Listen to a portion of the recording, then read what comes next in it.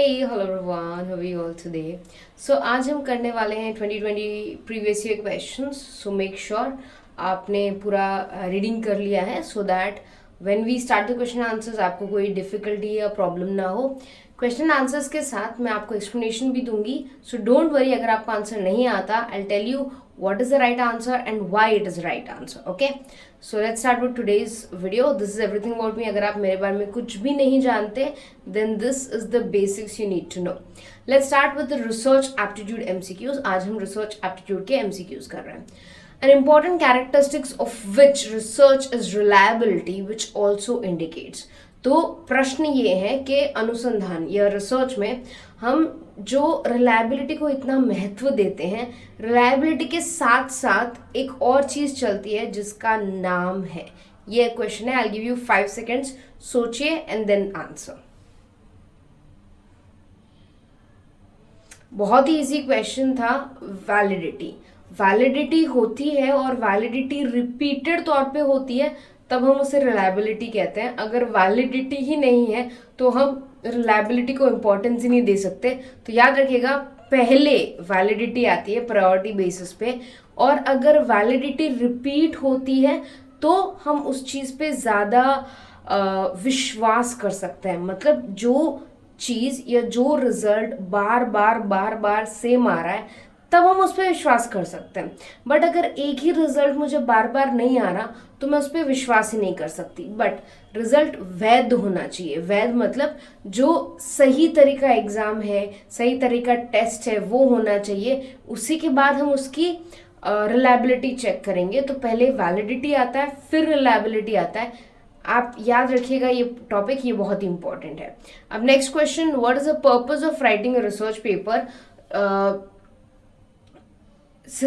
शोध पत्र लिखने का उद्देश्य क्या है, ये आपका प्रश्न है. सो ऑप्शंस है to show off research skills, कि भाई अपने कौशल दिखाने के लिए, पॉपुलैरिटी गेन करने के लिए या लोकप्रियता गेन करने के लिए, टू कम्युनिकेट रिसर्च फाइंडिंग्स, जो भी आपने निष्कर्ष निकाले हैं वो सबके सामने प्रकट करने के लिए, या प्रमोशन पदोन्नति के लिए. तो आई गिव यू 5 सेकेंड, सोचिए आराम से. बहुत ही इजी क्वेश्चन है. ऑप्शंस देख के आपको पता लग जाना चाहिए कि आंसर क्या है. Correct answer is to communicate the research findings. हम शोध इसलिए नहीं कर रहे कि हम हमारा कौशल दिखाना चाहते हैं या पॉपुलैरिटी गेन करना चाहते हैं. No, that is not the case. We are doing research only and only to publish a research report which showcases the exact result or the facts about that particular topic. तो हम शोध किस लिए कर रहे हैं? हम शोध इसलिए कर रहे हैं कि हम बता सकें कि हमारे शोध में निष्कर्ष क्या निकला है, या हमने उनमें क्या फाइंडिंग्स किया है, क्या हमें पता लगा है उस टॉपिक के बारे में. नेक्स्ट पॉइंट, ये आंसर हो गया. विच of the following statements is not correct. अब प्लीज इस तरह के क्वेश्चन में ध्यान दीजिएगा. आपको ये नॉट पढ़ना है. कई बार जल्दी में बच्चे ये नहीं पढ़ना रह जाता, उनका ये नॉट पढ़ना रह जाता, and ultimately they are giving wrong answers. तो ऐसा आप मत कीजिएगा. आप आराम से बैठ के पूरे प्रश्न को शांति से पढ़िए. पढ़ने में ज़्यादा टाइम नहीं जाएगा, बट अगर आप जल्दी करेंगे तो आपके मिस्टेक्स बहुत हो जाएंगे. ठीक है, तो इनमें से कौन सा गलत कथन है या गलत स्टेटमेंट है, ये पूछा है. A researcher is expected to be a well read person. One research gives birth to another research. All researchers contribute to existing knowledge. A good researcher is a nice person. अब इसका answer तो बहुत ही simple है. A researcher is expected to be a well-read person. ये of course true है, ये सच है. मैं ये नहीं बोलती कि ये झूठ है, ये सच है. One research gives birth to another research, ये भी सही है. All research contribute to existing knowledge, नहीं, existing knowledge plus new knowledge. तो इसमें new knowledge का भी स्कोप है. Good researcher is a nice person, कोई ज़रूरी नहीं. ठीक है, बहुत सारे इविल रिसर्चर्स भी होते हैं. आपने बहुत सारी मूवीज़ देखी हो, लाइक स्पाइडरमैन देखा हो, तो उसमें एक पर्सन होता है जो एक दूसरे टाइप के एक्सपेरिमेंट्स करता है। तो आपने ऐसी बहुत सारी मूवीज देखी होंगी जहाँ पर काफी सारे रिसर्चर्स बैड कॉज के लिए या सिर्फ लालच के लिए भी रिसर्च करते हैं, तो वो बात नहीं है। अब ऑप्शन है ए और बी। ए और बी में से ज्यादा अप्रोप्रिएट कौन सा है? ज्यादा अप्रोप्रिएट बी है। अगर इन सारे स्टेटमेंट्स में देखूं तो बी ज्यादा अप्रोप्रिएट है। B is the right answer. Not correct पूछा है।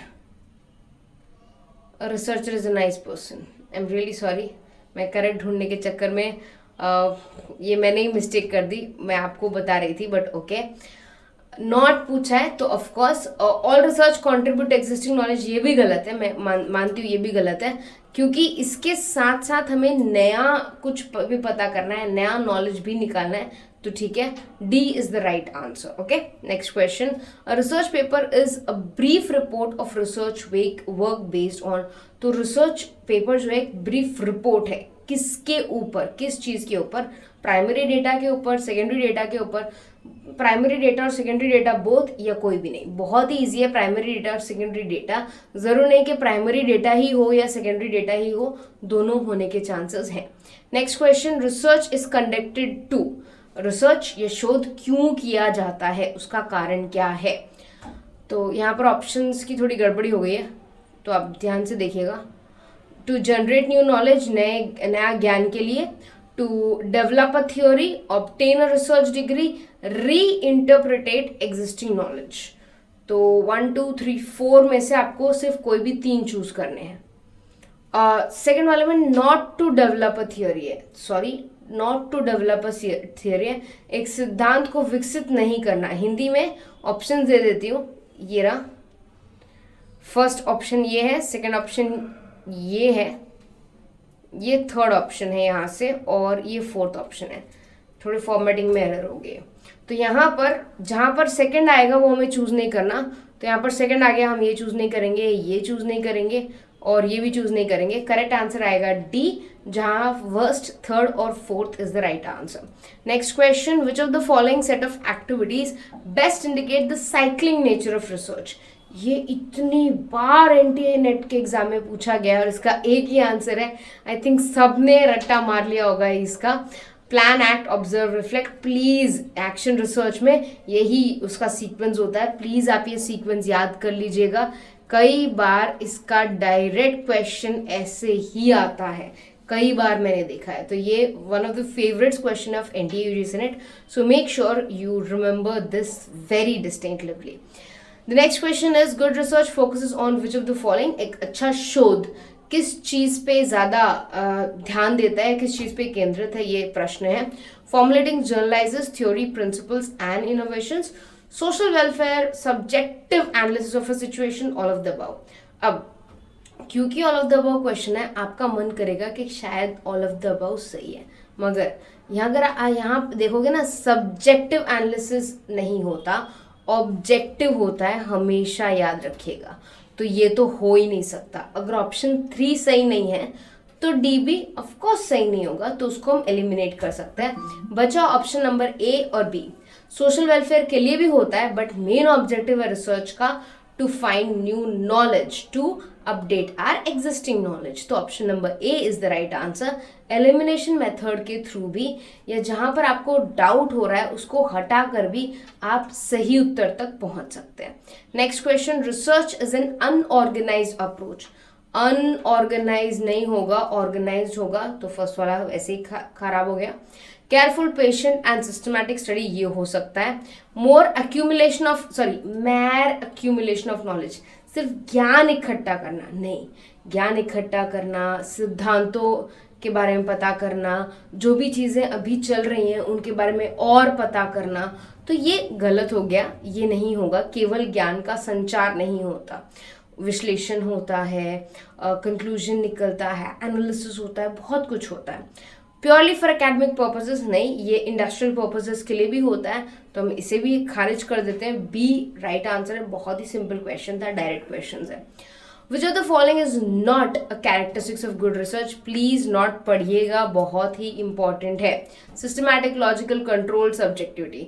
सब्जेक्टिविटी नहीं होनी चाहिए। काफ़ी बार हम वेरिएबल्स को कंट्रोल भी करते हैं ताकि हमें रिजल्ट मिले, तो वो पॉसिबल है, इसीलिए सब्जेक्टिविटी नहीं आएगा। सब्जेक्टिविटी की जगह ऑब्जेक्टिविटी आएगा। हम यहाँ पर सब्जेक्टिव एनालिसिस नहीं कर रहे हैं, ऑब्जेक्टिव एनालिसिस कर रहे हैं। दूसरी बात, अगर आपको नहीं पता सब्जेक्टिविटी और ऑब्जेक्टिविटी क्या होती है या सब्जेक्टिव और ऑब्जेक्टिव क्या होता है, तो प्लीज़ कमेंट सेक्शन में मेंशन कीजिएगा, ताकि जो भी टॉपिक्स आपको नहीं आते हैं मैं उनके शॉर्ट वीडियोस बना पाऊँ आपके लिए, ठीक है। Quality of research can be assessed from, अगर एक शोध बहुत अच्छी गुणवत्ता का है या बहुत अच्छी क्वालिटी का है तो कैसे पता चलेगा कि वो अच्छी क्वालिटी का है, ये क्वेश्चन है। Experience of researcher, time spent on research, the methodology adopted for research, resources use for research. एक बार को आपको लगेगा चारों आंसर सही है, बट ध्यान से सोचिए। एक्सपीरियंस ऑफ रिसर्च हाँ होना चाहिए, ये मैं एग्री करती हूँ। टाइम स्पेंड, जितना टाइम लगेगा रिसर्चर उतना उसमें मेहनत करेगा, उतना डिटेल्ड एनालिसिस होगा, तो ये भी है। मेथोडोलॉजी, ये भी हो सकता है। रिसोर्सेज नहीं हो सकते। क्यों रिसोर्सेज नहीं हो सकते? तो अगर मैं रिसोर्सेज की ही मानूं तो भाई जिसमें बहुत ज़्यादा पैसा लगाओ वही अच्छा, ज़रूरी थोड़ी है कि जिसमें बहुत ज़्यादा पैसा लगाओ वही रिसर्च अच्छा होगा, नहीं। तो वैसे ही जिसमें सबसे ज़्यादा टाइम स्पेंड किया हो वो भी अच्छा है, मतलब जिसमें कम टाइम स्पेंड किया वो रिसर्च अच्छा नहीं होता? नहीं, ऐसा तो नहीं है। तो बचा ऑप्शन ए और सी, एक्सपीरियंस और मेथोडोलॉजी। मेथोडोलॉजी सही होनी चाहिए। अगर आपका मेथड गलत हो गया तो आपका पूरा रिसर्च मिट्टी में चला जाएगा।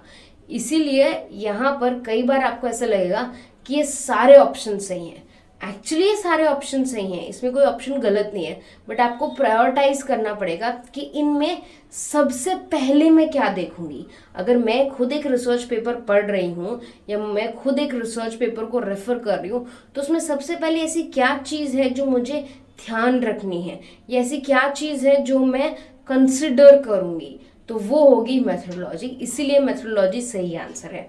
Next question, there is an in depth analysis of all the data collected from the research so that there are no anomalities means confusion. यहाँ पर एनोमैलिटीज का मतलब होता है confusion associated with it in above sentence anomalies means।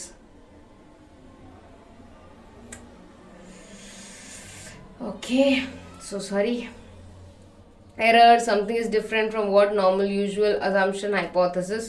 तो मैंने आपको हल्का सा हिंट दे दिया। The correct answer is something that is different from what it is usual, जो कंफ्यूज करता है। तो मैंने पूरा क्वेश्चन पढ़ा नहीं है, मैंने आपको आंसर दे दिया। आई am really sorry, but okay. Next question, research requirements. Research के लिए क्या क्या चाहिए? Planning, guidance, experts, training, finance. सोचिए, बहुत ही सिंपल क्वेश्चन है। हमने क्लास में 10 बार मैंने इसको समझाया है कि रिसर्च के लिए क्या क्या रिक्वायर्ड है। All of these things are required. हमें सारी की सारी चीज़ें चाहिए। हमें प्लानिंग चाहिए, गाइडेंस चाहिए, एक्सपर्ट्स चाहिए, ट्रेनिंग चाहिए, फाइनेंसेस चाहिए। कंसिडर द फॉलोइंग, आपको ये सारी चीज़ें देखनी है। Validity, replicability, anomality and logical. Which of the above are important characteristics of research. Logical होना चाहिए, यस। वैलिड होना चाहिए, यस। रेप्लिकेबल भी होना चाहिए, बट ये कंफ्यूजन से रिलेटेड है तो वो हम नहीं लेंगे। ऑप्शन आएगा फर्स्ट, सेकंड और फोर्थ। फर्स्ट, सेकंड और फोर्थ ऑप्शन नंबर बी है। B is the right answer, simple. Next question, which of the following is not correct. तो नॉट पे ज्यादा जोर दीजिएगा प्लीज, कौन सा सही नहीं है ये पूछा गया है। Research is a systematic activity, ये सही है। Research adds to the existing knowledge, yes. Existing knowledge plus new knowledge, ये भी आ सकता है। Researcher should adjust the findings of research according to the popular beliefs, नहीं। अगर सब लोग कहते हैं कि भाई धरती गोल नहीं है, ठीक है, और मैं भी रिसर्च में ये लिख दूं कि धरती गोल नहीं है, तो क्या वो सच हो जाएगा? नहीं। पॉपुलर बिलीव्स या वैल्यूज के हिसाब से मैं अपने रिसर्च को चेंज नहीं कर सकती। जो फैक्ट है मुझे वही बताना पड़ेगा। तो ये स्टेटमेंट गलत हो गया, बट डायरेक्टली आंसर नहीं देना है। फोर्थ ऑप्शन भी पढ़ना है, बिकॉज वो फोर्थ ऑप्शन अभी तक नहीं पढ़ा है। प्लीज़ एग्जाम में ऐसा मत करना। जैसे आप ऑप्शंस पढ़ोगे ना, लास्ट क्वेश्चन में मैंने आपको बताया था कि प्रायोरिटीज देनी चाहिए, मतलब तवज्जो देना चाहिए, ये ज़्यादा इम्पॉर्टेंट है, ये कम इम्पॉर्टेंट है। इन द सेम वे यहाँ पर आपको बहुत ध्यान से देखना है कि कौन सी चीज़ यहाँ पे ज़्यादा इम्पॉर्टेंट है। थर्ड पॉइंट तो आपने पढ़ लिया, आपको पता है थर्ड पॉइंट एकदम गलत है, बट फोर्थ पॉइंट भी आपको पढ़ना है। Researcher should have creative thinking, ये ट्रू है, तो ऑप्शन नंबर सी ही राइट है। बट प्लीज़ याद रखना, एग्जाम में आप पूरा क्वेश्चन पढ़ेंगे, आप कोई भी ऑप्शंस, सारे ऑप्शंस पढ़ने से पहले आंसर नहीं करेंगे, ठीक है। नेक्स्ट क्वेश्चन असर्टेशन और रीजनिंग का क्वेश्चन है। इसमें काफ़ी बच्चे कंफ्यूज रहते हैं, बट डोंट वरी, बहुत ही ईजी क्वेश्चन है। शांति से पढ़ो और फिर आंसर करो। Research plays an important role in the formulation of government policies. Yes, कई बार सरकार के जो नियम कानून होते हैं या सरकार के जो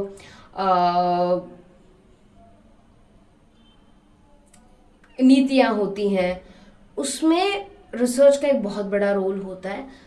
बाकायदा यूनिवर्सिटी से रिसर्च करवाया जाता है और उनके फाइंडिंग्स के ऊपर ही कई बार डिसीजन लिया जाता है। तो ये एक ट्रू स्टेटमेंट है, मैं बोल सकती हूँ। It can be use to study problems faced by citizens to and plan intervention accordingly, ये भी सच है। तो जहाँ तक मुझे लगता है आंसर ए आना चाहिए, देख लेते हैं। यस, ए सही आंसर है। असर्टेशन सही है, रीजनिंग भी सही है और रीजन सही है ऑफ असर्टेशन, ठीक है। तो ये आ गया आपका आंसर। नेक्स्ट क्वेश्चन, ओके, यही लास्ट क्वेश्चन था, फाइन। तो हम नेक्स्ट क्लास में मिलते हैं। हमने रिसर्च के काफ़ी क्वेश्चंस कर लिए। नेक्स्ट क्लास में हम पेपर 1 के एमसीक्यूज करेंगे। तो पेपर 1 के एमसीक्यूज याद रखिएगा, सुबह 9 बजे, सुबह 9 बजे राइट नाउ। अगर आप ये वीडियो आज देख रहे हैं, अगर मैंने अपलोड किए हुए 1-2 साल हो गए हैं तो अलग बात है, बट अगर मैंने आज ये वीडियो अपलोड किया और आज आप देख रहे हैं तो ध्यान से सुनिएगा। सॉरी, सुबह 9 बजे मैं आरसी का वीडियो अपलोड करती हूँ हर रोज़ एक, सो दैट आपका आरसी का प्रैक्टिस अच्छे से हो जाए। एंड देन 10 बजे, सुबह 10 बजे मैं पेपर 1 का एमसीक्यूज करवाती हूँ, कोई भी, ओके, फॉर 15-20 मिनट्स का वो वीडियो रहता है। सो make sure you watch these, ताकि आपका एक रेगुलर प्रैक्टिस बना रहे और आपको कोई दिक्कत ना है। Fine, bye everyone, take good care of yourself, study hard, पढ़ाई कीजिए। कोई भी डाउट हो तो प्लीज़ मुझसे पूछिएगा। एवरीवन।